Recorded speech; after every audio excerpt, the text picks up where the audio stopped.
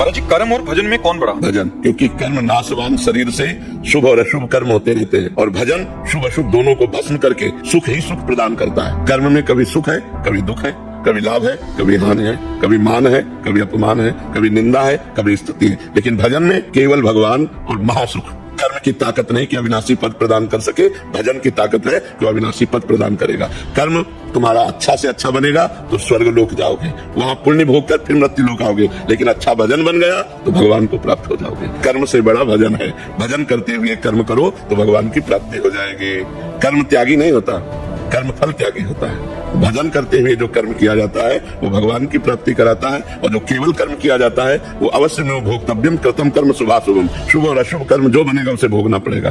और भजन इन भोगों का विनाश करके भगवत प्राप्ति करा देता है। जो नाम जापक को सुख मिलता है, जो नाम की महिमा है, वो स्वयं भगवान नहीं वर्णन कर सकते। भजन की समानता कर्म कैसे कर सकता है?